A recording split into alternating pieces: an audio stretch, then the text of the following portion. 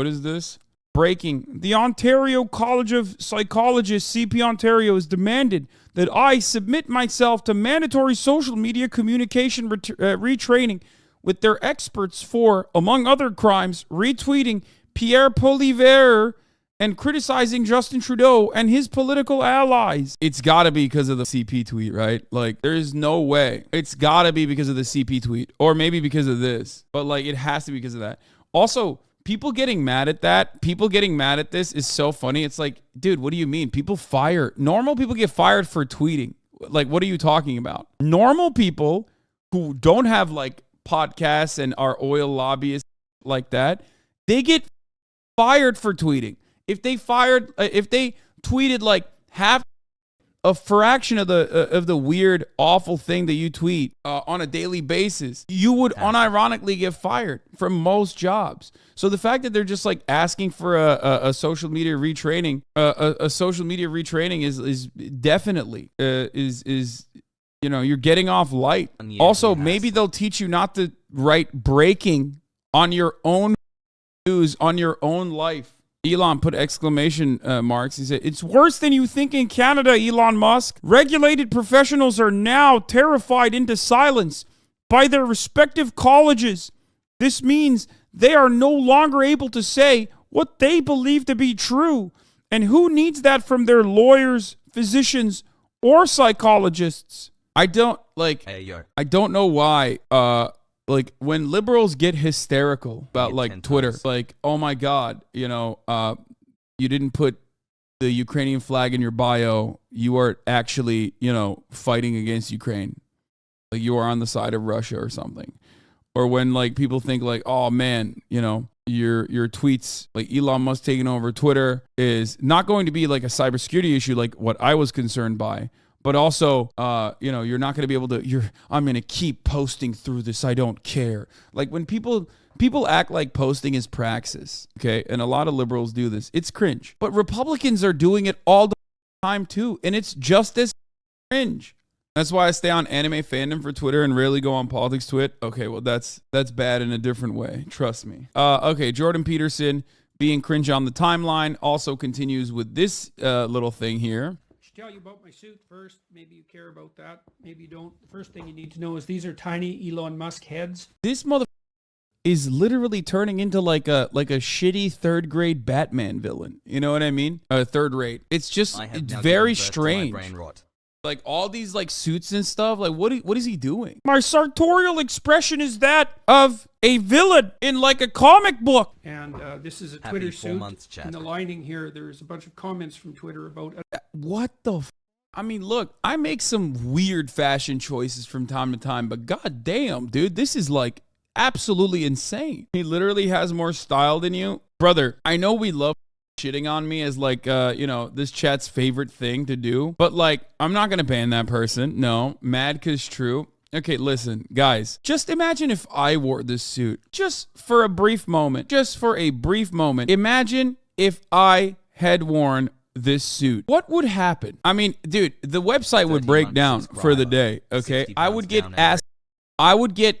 cumpstered and dumpstered upon so incredibly hard. Okay.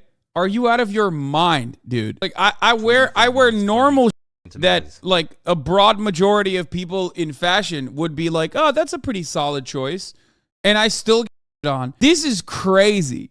Comments from Twitter about another suit this company made for me. This company is LGFG, and they came to me a couple of months ago and asked me if I wanted them to make me some suits, one for each of the rules from 12 Rules for Life, and they sent a little deck of creative ideas, and they were very creative, and so I thought, well, sure, why not? And so they've been working extremely hard and extremely creatively. 2 years. Bro, they should have worked less hard.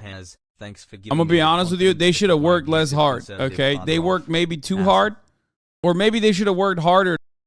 Something else, figure something out that wasn't so cringe. Okay. Oh my lord, what are you doing? My brother in Christ, what is this? Make me these crazy suits, and so it's been kind of fun to wear them. Turns out I like this. I didn't think. The company, oh, this is the company that makes these suits? Of course they have this.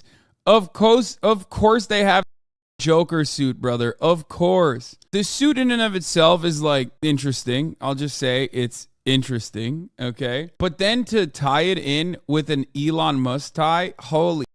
Not necessarily this kind of powder blue with beige, but it seems to be real nice. So it's fun. It's fun.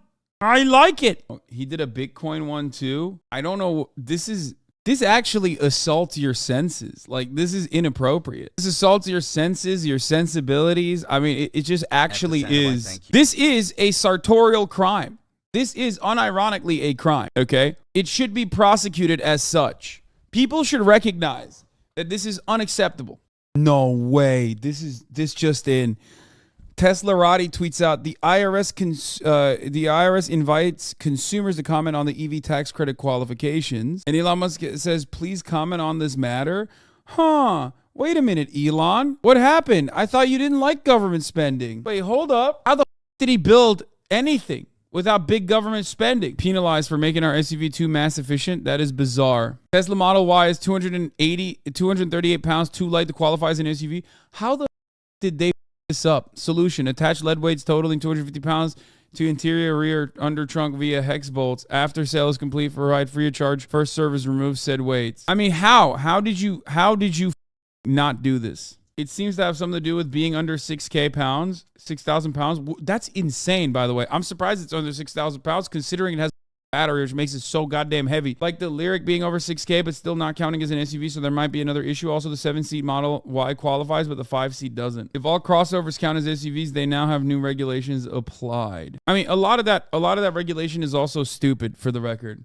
Every car looks like this thanks to a gigantic regulatory loophole. If you haven't already abandoned Twitter, you've probably seen some tweets going around featuring a particularly bleak image of gaggle of crossovers and SUVs from every car maker on the U.S. market. In the eyes of U.S. vehicle regulation, modern automobiles can be broadly divided into two categories, passenger and non-passenger automobiles. This distinction becomes ridiculous, as Jason Kamissa explained on Road and Track a few years back. An automobile becomes a non-passenger vehicle if it's designed to transport more than 10 passengers, i.e. a bus, if it has temporary living quarters, an RV, or if it has an open cargo bed, pickup trucks.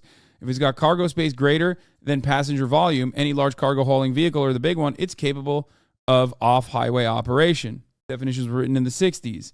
The secondary reason why cars have become larger and larger, if you're wondering, is also the cafe. It's the newer regulation, not just the 1960s one, right?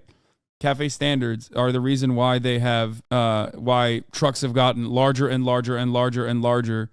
Whereas like originally trucks themselves were not as large. If you look at like pickup trucks all around the planet, or if you look at pickup trucks in America that are older, they're significantly smaller. The first hurdle is that it merely needs four-wheel drive or a gross vehicle weight of larger than 6,000 pounds. This also opens it up to additional tax benefits. Like there's a write-off that a lot of people use. If it's over 6,000 pounds, it can be qualified as a work vehicle. That's why a lot of people get like the G-Wagons and shit like that and then write it off in its entirety as a work vehicle. But there are additional legal issues when you do that, for the record. If you ever get into a car accident, as a matter of fact, if you have farmers use this, yes, it's literally designed for farmers. It's not designed for living in Los Angeles, California. Automakers love making vehicles that fit the non-passenger category. The segment is looser requirements for fuel economy. Yep, there it is.